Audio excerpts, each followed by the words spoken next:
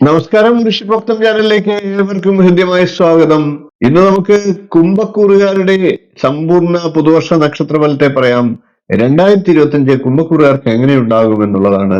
കഴിഞ്ഞ ഏതാനും ദിവസങ്ങളായിട്ട് നാം ഓരോ രാശിക്കൂറുകാരുടെയും 2025 എന്ന പുതുവർഷത്തിലെ സമ്പൂർണ്ണ നക്ഷത്രഫലത്തെ അവതരിപ്പിച്ചു വരികയായിരുന്നു. മേടം മുതൽ മകരം വരെയുള്ള രാശിക്കാരുടെ ഫലത്തെ അവതരിപ്പിച്ചു. നമുക്ക് ഇന്ന് അതിന്റെ തുടർച്ചയായിട്ട് കുംഭക്കൂറുകാരുടെ ഫലത്തെ പറയാം. വീഡിയോയിലേക്ക് കിടക്കുന്നതിന് മുമ്പ് ചാനൽ ഇതുവരെ സബ്സ്ക്രൈബ് ചെയ്യാത്തവരാണെങ്കിൽ ഒന്ന് സബ്സ്ക്രൈബ് ചെയ്യുക, നോട്ടിഫിക്കേഷൻ ഒന്ന് ഓൺ ചെയ്ത് വെക്കുക. നിങ്ങളുടെ പ്രോത്സാഹനം പ്രതീക്ഷിച്ചുകൊണ്ട് വീഡിയോയിലേക്ക് കടക്കുകയാണ്. കുംഭക്കൂറിൽ വരുന്നത് അവിട്ടത്തിന്റെ രണ്ടാം പകുതി, ചതയം, പൂരിട്ടാതിയുടെ മുക്കാൽ ഭാഗം എന്നീ നക്ഷത്രങ്ങളാണ്. കുംഭക്കൂറുകാരെ സംബന്ധിച്ച് ശനി വർഷാദ്യത്തിൽ ജന്മരാശിയിലാണ്, പിന്നീട് രണ്ടാം ഭാവത്തിലേക്ക് മാറും. കുംഭക്കൂറുകാർക്ക് വർഷാദ്യത്തിൽ വ്യാഴം 4-ാം ഭാവത്തിലാണ്, രാഹു 2-ാം ഭാവത്തിലുണ്ട്. നമുക്ക് ഓരോരോ വിഷയങ്ങളെ പ്രത്യേകം പ്രതിപാദിച്ചു പോകാം. ആരോഗ്യം തന്നെ ആദ്യം പറയാം. അതാണല്ലോ സർവ്വതനാൽ പ്രധാനം. വർഷത്തിന്റെ ആദ്യ ഭാഗത്ത് മാർച്ച് 28 വരെ ശനി ജന്മരാശിയിലാണ്. അതുകൊണ്ട് തന്നെ ആരോഗ്യകാര്യത്തിൽ ശ്രദ്ധിക്കേണ്ടതാണ്. മന്ദതയും അലസതയും ഉറക്കച്ചടവും ക്ഷീണവും ഒക്കെ അനുഭവപ്പെടാനുള്ള സാധ്യതയുണ്ട്. അതുകൊണ്ട് തന്നെ ആരോഗ്യകാര്യത്തിൽ ശ്രദ്ധ ചെലുത്തുക. യോഗ, മെഡിറ്റേഷൻ പോലെയുള്ള കാര്യങ്ങളെ ശീലിക്കുക. മാർച്ച് 28-ന് ശനി രാശി മാറി 2-ാം ഭാവത്തിലേക്ക് മാറുന്നുണ്ട്. അതിനുശേഷം അല്പം ആശ്വാസം പകരുന്ന സമയമാണ്. മെയ് പകുതിക്ക് ശേഷം രാഹു രാശി മാറി ജന്മരാശിയിലേക്ക്, അതായത് കുംഭം രാശിയിലേക്ക് എത്തും. ആ സമയത്ത് വീണ്ടും അലർജി പ്രശ്നങ്ങളും ആരോഗ്യ പ്രശ്നങ്ങളും ഉണ്ടാകാം. ഇനി നമുക്ക് കുംഭക്കൂറുകാരുടെ സാമ്പത്തികപരമായിട്ടുള്ള അവസ്ഥയൊന്ന് പരിശോധിക്കാം. സാമ്പത്തികപരമായിട്ടും കുംഭക്കൂറുകാർക്ക് ധാരാളം ചെലവുകളൊക്കെ ഉണ്ടായേക്കാം. വ്യാഴം 4-ാം ഭാവത്തിലാണ് വർഷാദ്യത്തിൽ നിൽക്കുക. അതിനുശേഷം മെയ് 15-ന് രാശി മാറി 5-ാം ഭാവത്തിലേക്ക് എത്തുന്നു. വ്യാഴത്തിന്റെ സ്ഥിതി 2025-ൽ കുംഭക്കൂറുകാർക്ക് മെച്ചപ്പെട്ട സാമ്പത്തിക സ്രോതസ്, വരുമാനം വർദ്ധിക്കുന്നതാണ്.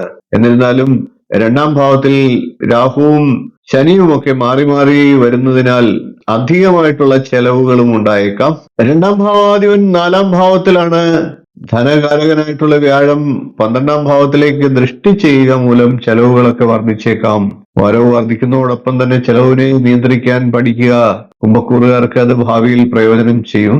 ഇനി നമുക്ക് കുംഭക്കൂറുകാരുടെ തൊഴിൽപരമായിട്ടുള്ള അവസ്ഥയൊന്ന് പരിശോധിക്കാം. കുംഭക്കൂറുകാർക്ക് 10-ാം ഭാവം എന്നത് ചൊവ്വയുടെ രാശിയായിട്ടുള്ള വൃശ്ചികം രാശിയാണ്. വർഷത്തിൽ ചൊവ്വ ഏതാണ്ട് അനുകൂലമായിട്ടുള്ള സ്ഥിതിയിലാണ്. മെയ് 15 വരെ വ്യാഴം കർമ്മഭാവത്തിലേക്ക് നോക്കുന്നത് വർഷത്തിന്റെ ആരംഭത്തിൽ തൊഴിലിൽ നേട്ടങ്ങൾ ഉണ്ടാകും എന്നതിന്റെ സൂചനയാണ്. മെയ് 15 വരെ ജോലിക്കൊക്കെ ശ്രമിക്കുന്നവർക്കും വിദേശത്ത് ജോലിക്ക് പോകാൻ ആഗ്രഹിക്കുന്നവർക്കും ഒക്കെ അനുകൂല സമയമാണ്. വർഷാന്ത്യത്തിൽ ശനിയോടുകൂടി ശുക്രനുണ്ട്. ബുധനാകട്ടെ വ്യാഴത്തിന്റെ ദൃഷ്ടിയിൽ ശുഭഫലത്തെ നൽകുന്നു. ഇതെല്ലാം കർമ്മഭാവത്തിൽ നല്ല രീതിയിൽ ദൈവാധീനമുണ്ട്, അല്ലെങ്കിൽ ഭാഗ്യമുണ്ട് എന്നത് പറയാം. ഇനി നമുക്ക് കുംഭക്കൂറുകാരുടെ 2025-ലെ കുടുംബപരമായിട്ടുള്ള വിവാഹപരമായിട്ടുള്ള കാര്യങ്ങളെ ഒന്ന് ചിന്തിക്കാം. 2-ാം ഭാവം കൊണ്ടാണ് കുടുംബത്തെ ചിന്തിക്കുന്നത്, കുടുംബാംഗങ്ങളെ ചിന്തിക്കുന്നത്. വ്യാഴം 4-ൽ നിൽക്കുന്നത് വഴി കുടുംബാംഗങ്ങളുമായിട്ടും ബന്ധുക്കളുമായിട്ടും വളരെ നല്ല ബന്ധം പുലർത്താൻ കുംഭക്കൂറുകാർക്ക് സാധിക്കും. 4-ാം ഭാവത്തിൽ വ്യാഴം വർഷത്തിന്റെ പകുതി ഭാഗത്തിൽ നിൽക്കുന്നത് മൂലം കുടുംബാംഗങ്ങളിൽ നിന്ന് സഹായ സഹകരണങ്ങൾ ലഭിക്കുന്നതാണ്. ബന്ധുക്കൾ, പ്രത്യേകിച്ച് അമ്മ, അമ്മാവന്മാര് എന്നിവരിൽ നിന്നൊക്കെ ഗുണാനുഭവങ്ങൾ വർദ്ധിക്കുന്നതാണ്. പിന്നീട് വ്യാഴം രാശി മാറി 5-ാം ഭാവത്തിലേക്ക് എത്തുമ്പോഴും ജന്മരാശിയിലേക്ക് വ്യാഴത്തിന്റെ സ്ഥിതി വരുന്നത് ബന്ധുക്കളുമായി നല്ല ബന്ധം പുലർത്താൻ സാധിക്കും എന്നതിന്റെ സൂചനയാണ്. 7-ാം ഭാവാധിപൻ സൂര്യൻ വ്യാഴത്തിന്റെ അഷ്ടമത്തിലാണ് ആദ്യം നിൽക്കുന്നത്. അതുകൊണ്ട് തന്നെ വിവാഹ ജീവിതവുമായി ബന്ധപ്പെട്ട് ചില തടസ്സങ്ങൾ വർഷാരംഭത്തിൽ ഉണ്ടായേക്കാം. എന്നിരുന്നാലും മാർച്ച് മാസത്തിന് ശേഷം വിവാഹം ഒക്കെ നടക്കാനുള്ള സാഹചര്യമുണ്ട്. വ്യാഴം മെയ് 15-ന് രാശി മാറി 5-ാം ഭാവത്തിലേക്ക് എത്തുമ്പോൾ പുതിയ പുതിയ ബന്ധങ്ങളും നല്ല വിവാഹ ബന്ധവും ഒക്കെ ഊട്ടിയുറപ്പിക്കാൻ സാധിക്കും. വർഷത്തിന്റെ ആദ്യ ഭാവത്തിൽ 6-ാം ഭാവത്തിലാണ് ചൊവ്വ. അതിനുശേഷം പെട്ടെന്ന് തന്നെ ചൊവ്വ 7-ാം ഭാവത്തിലേക്ക് പോകുന്നു. ആ സമയത്ത് അഗ്നിമാരുത യോഗത്തെ ഉണ്ടാക്കുന്നതാണ്. പങ്കാളിക്ക് ചില ആരോഗ്യ പ്രശ്നങ്ങളും അപകടങ്ങളും ഒക്കെ നേരിടാനുള്ള സാഹചര്യങ്ങളുണ്ട്. എന്നിരുന്നാലും രാശ്യാധിപനായിട്ടുള്ള ശനിയുടെയും വ്യാഴത്തിന്റെയും അനുകൂല സ്ഥിതി, അതിൽ നിന്നൊക്കെ വളരെ എളുപ്പം ഈശ്വരാധീനം കൊണ്ട് കരകയറാനായിട്ട് കുംഭക്കൂറുകാർക്ക് സാധിക്കും. ഇനി നമുക്ക് കുംഭക്കൂറുകാരുടെ 2025-ൽ വീട്, വാഹനം, ഭൂമി തുടങ്ങിയ കാര്യങ്ങളുടെ സ്ഥിതി ഒന്ന് പരിശോധിക്കാം. വീട്, വാഹനം തുടങ്ങിയ കാര്യങ്ങളെയൊക്കെ ചിന്തിക്കുന്ന 4-ാം ഭാവം കൊണ്ടാണ്. 4-ാം ഭാവത്തിൽ വർഷാദ്യത്തിൽ വ്യാഴം നിൽക്കുന്നു. അതിനുശേഷം രാശി മാറുമ്പോഴും വ്യാഴം അനുകൂല ഫലത്തെയാണ് ചെയ്യുക. വർഷാദ്യത്തിൽ ജന്മരാശിയിലാണ് 4-ാം ഭാവാധിപനായിട്ടുള്ള ശുക്രൻ നിൽക്കുക. അത് പുതിയ വീട് വാങ്ങുന്നതിനും ഗൃഹനിർമ്മാണമൊക്കെ ആരംഭിക്കുന്നതിനുമൊക്കെ സാഹചര്യം ഒരുക്കിയേക്കാം. 4-ാം ഭാവാധിപനായിട്ടുള്ള ശുക്രന് ശനി യോഗം വന്നത് മുൻവർഷം വീട് പണിയൊക്കെ ആരംഭിച്ച് തടസ്സപ്പെട്ടു കിടക്കുന്നവർക്ക് അതിനുശേഷം പിന്നീട് 2025 അതൊക്കെ പൂർത്തീകരിക്കാൻ സാധിക്കുമെന്നതിന്റെ സൂചനയാണ്.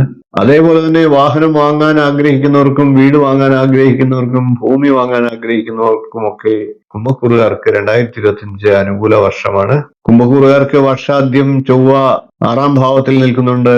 അതുകൊണ്ട് തന്നെ വർഷാദ്യം ഉണ്ടാകുന്ന ആരോഗ്യ പ്രശ്നങ്ങൾ പിന്നീട് നല്ല രീതിയിൽ മാറുന്നതിനും ആരോഗ്യം നിലനിർത്തുന്നതിനും ഇനി നമുക്ക് ബിസിനസ് ഒക്കെ ചെയ്യുന്ന കുംഭക്കൂറുകാരുടെ ഫലത്തെ ഒന്ന് നോക്കാം. ബിസിനസ് ഒക്കെ ചെയ്യുന്ന കുംഭക്കൂറുകാർക്ക് വളരെ നല്ല സമയമാണ് എന്ന് തന്നെ പറയേണ്ടിയിരിക്കുന്നു. 10-ാം ഭാവാധിപനായിട്ടുള്ള ചൊവ്വയും ശുക്രനും പലപ്പോഴും അനുകൂല ഭാവത്തിലാണ് കുംഭക്കൂറുകാർക്ക് 2025 സ്ഥിതി ചെയ്യുന്നത്. പുതിയ സംരംഭങ്ങളൊക്കെ തുടങ്ങാൻ ആഗ്രഹിക്കുന്ന കുംഭക്കൂറുകാർക്ക് അനുകൂലമാണ്. ഉള്ള സംരംഭങ്ങളൊക്കെ നല്ല രീതിയിൽ മുന്നോട്ട് കൊണ്ടുപോകുന്നതിനും പുതുവർഷം സഹായകരമാണ്. പൊതുവെ എല്ലാവരും ചോദിക്കുന്ന ചില ചോദ്യങ്ങളിലേക്ക് കടക്കാം. 2025 നല്ല ഫലങ്ങളെ നൽകുമോ എന്നുള്ളതാണ് എല്ലാവർക്കും അറിയേണ്ടത്. പൊതുവെ വ്യാഴത്തിന്റെ ആനുകൂല്യം, ശനിയുടെ സ്വക്ഷേത്ര സ്ഥിതി, പിന്നീട് വ്യാഴത്തിന്റെ രാശിയിലേക്കുള്ള മാറ്റം, ഇതെല്ലാം തന്നെ പുതുവർഷത്തിൽ കുംഭക്കൂറുകാർക്ക് അനുകൂല ഫലങ്ങൾ ലഭിക്കുമെന്നതിന്റെ സൂചനയാണ്. പൊതുവെ എല്ലാ കാര്യത്തിലും അനുകൂല ഫലങ്ങൾ ലഭിക്കും. അതോടൊപ്പം തന്നെ തൊഴിലിലും ഉണ്ടാകും, ധനത്തിലും ഉണ്ടാകും എന്ന് പറയാം. എന്നാൽ ചെലവുകളെ നിയന്ത്രിക്കേണ്ടതാണ്, ആരോഗ്യം ശ്രദ്ധിക്കേണ്ടതാണ്. ജീവിത വിജയത്തിനായി കുംഭക്കൂറുകാർ ശനിയാഴ്ച ദിവസങ്ങളിൽ കറുത്ത വസ്ത്രങ്ങളെ ധരിക്കുക, ശനി പ്രീതികരമായിട്ടുള്ള മന്ത്രങ്ങൾ ജപിക്കുക, സർപ്പ സാന്നിധ്യമുള്ള ക്ഷേത്രങ്ങളിൽ ദർശനം നടത്തുക, ശക്തിക്കൊത്തം മഞ്ഞൾ സമർപ്പിക്കുക, നൂറും പാലും വഴിപാടായിട്ട് കഴിക്കുക. ഇത്രയും കാര്യങ്ങളാണ് കുംഭക്കൂറുകാരുടെ പുതുവർഷ നക്ഷത്രഫലമായി പറയാനുള്ളത്. 2025 എല്ലാ കുംഭക്കൂറുകാർക്കും അനുകൂലമാകട്ടെ എന്ന് പ്രാർത്ഥിച്ചുകൊണ്ട് ഇന്നത്തെ വീഡിയോ നിർത്തുന്നു. വീഡിയോ ഇഷ്ടപ്പെട്ടുവെങ്കിൽ ഒന്ന് ലൈക്ക് ചെയ്യുക, ഷെയർ ചെയ്യുക, ചാനൽ ഒന്ന് സബ്സ്ക്രൈബ് ചെയ്യുക, നിങ്ങളുടെ അഭിപ്രായം കമന്റ് ആയിട്ട് അറിയിക്കുക. അടുത്ത ദിവസം നമുക്ക് മീനക്കൂറുകാരുടെ സമ്പൂർണ്ണ നക്ഷത്രഫലവുമായി കാണാം. നന്ദി, നമസ്കാരം, ശുഭദിനം. നമസ്കാരം. ജ്യോതിഷ സംബന്ധമായിട്ടുള്ള നിങ്ങളുടെ ആവശ്യങ്ങൾക്ക് എന്നെ വിളിക്കാവുന്നതാണ്. ജാതകം, പ്രശ്നം, മുഹൂർത്തം തുടങ്ങി ജ്യോതിഷപരമായിട്ടുള്ള എല്ലാ ആവശ്യങ്ങൾക്കും നിങ്ങൾക്ക് നേരിട്ട് വരാവുന്നതാണ്. അതുകൂടാതെ ഓൺലൈൻ കൺസൾട്ടേഷൻ കൂടി ഉണ്ടാകുന്നതാണ്.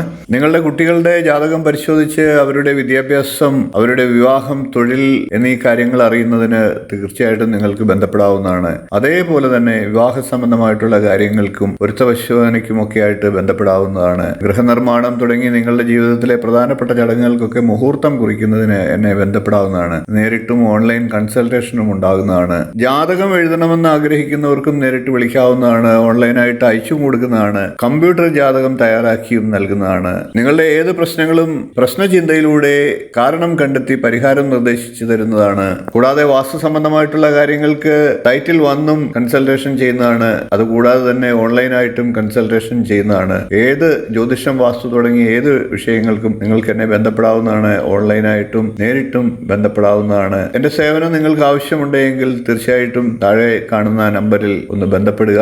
നമസ്കാരം.